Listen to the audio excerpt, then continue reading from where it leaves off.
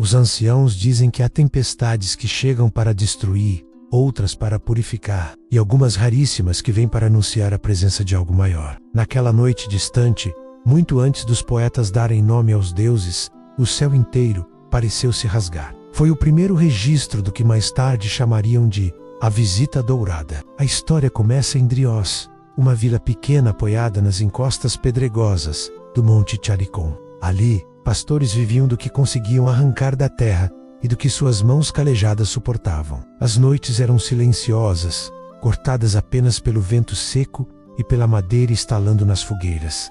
Nada jamais quebrava a monotonia, nada mudava até aquela noite. O jovem Euenor foi quem viu o primeiro sinal. Ele estava no pasto alto, recolhendo as últimas ovelhas retardatárias, quando o ar pareceu ficar pesado. Não quente, não frio, apenas carregado, como se algo respirasse sobre sua nuca. Ele ergueu os olhos e viu o impossível, uma nuvem isolada, dourada, como metal líquido espalhado pelo céu. Não vinha de lado algum, não se movia, apenas surgira, silenciosa. A luz que ela emanava pulsava como um coração. Euenor deixou cair o cajado. A vila inteira sentiu a mudança minutos depois. As fogueiras baixaram suas chamas, como se fossem sufocadas por uma presença invisível. Os cães uivaram até a voz falhar. As crianças pararam de brincar e voltaram os olhos para a montanha. As pessoas se reuniram inquietas, tentando entender o brilho incomum. Então a nuvem se partiu no meio, não em fragmentos menos, mas como se mãos gigantes a abrissem por dentro. Um rasgo impecável, simétrico, e da fenda começou a cair um tipo de relâmpago que ninguém conhecia. Não branco, não azul, dourado, denso.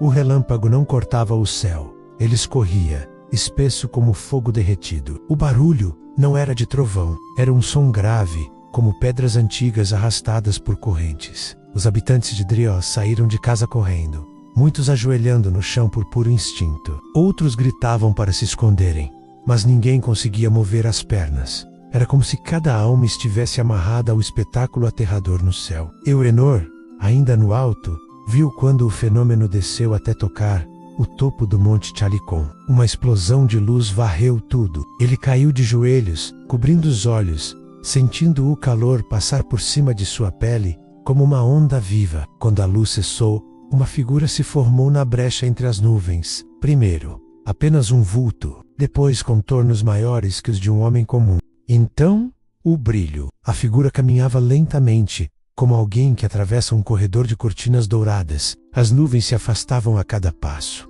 Não era um mortal, não era animal, não era fantasma. O peso daquela presença enchia o peito de Euenor com uma mistura de medo puro e reverência involuntária. A forma humana se tornou clara apenas quando os relâmpagos dourados se acalmaram. Parecia um homem gigantesco, com barba espessa e cabelos longos, envolvendo o rosto como uma tempestade viva. Seus olhos eram 2 pontos de fogo branco. Não caminhava menos, deslizava, sem tocar o chão. Euenor não encontrou palavras, nem precisava. Seu corpo sabia, antes da mente, aquele era o Senhor do céu. O primeiro mortal a ver Zeus andando entre nuvens partidas. O gigante parou no topo da montanha, olhando para baixo, não para um menino, não para a vila, mas para algo muito mais profundo, como se estivesse observando toda a terra ao mesmo tempo. Seus braços se abriram como se acolhessem uma força invisível. A ventania aumentou, arrancando pedras do chão. As árvores se curvaram como escravas. O ar era quente e frio ao mesmo tempo, vibrando violentamente. E então Zeus falou, não com palavras. Calm Psalm. Cada trovão era uma frase, e cada frase parecia arrancar pedaços da realidade. Euenor ouviu a vibração reverberar dentro dos ossos, como se estivesse sendo moldado outra vez. A vila inteira ouviu. Alguns desmaiaram, outros choraram até perder a voz. Zeus não desceu a montanha, não se aproximou. Ele apenas observou o mundo dos homens menos como se julgasse algo, como se pesasse seus pecados, suas eras futuras, seu valor, e no instante seguinte, ergueu a mão. O céu respondeu. A nuvem dourada se fechou em espiral e desabou sobre o monte, como um manto gigantesco. O clarão foi tão forte que Euenor pensou que o mundo se apagaria, mas não se apagou. Durou poucos segundos. Quando a luz sumiu e o silêncio voltou, Zeus também havia desaparecido. O vento cortante tomou o lugar da tempestade. As estrelas reapareceram. Apenas marcas brilhantes queimadas na pedra do monte continuaram ali, sulcos perfeitos, como se fogo sólido tivesse desenhado símbolos indecifráveis na rocha.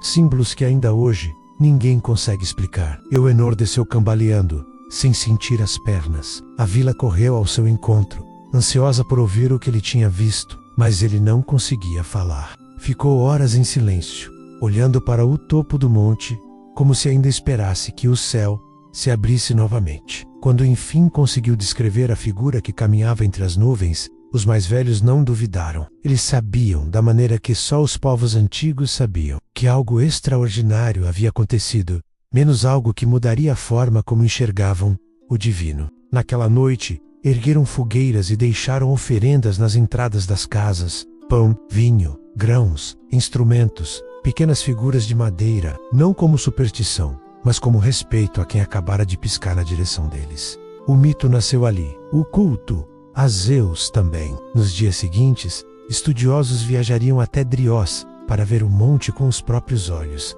para registrar as marcas na rocha, para tentar decifrar o brilho intrínseco, o cheiro metálico que não saía da pedra, para tentar entender por que o céu havia tocado a terra, mas ninguém jamais explicou. Euenor cresceu com aquela visão gravada para sempre. Passou a vida inteira narrando o acontecimento para estrangeiros, poetas, sacerdotes. Alguns duvidavam, mas ao olhar seus olhos, percebiam que ele não falava como um contador de histórias. Falava como testemunha, uma testemunha assombrada. Os anciãos dizem que naquela noite, o mundo deixou de ser apenas terra e vento. Tornou-se palco de forças maiores. Tornou-se parte de algo divino, luminoso, destrutivo e insondável. A primeira vez que Ucel desceu à terra.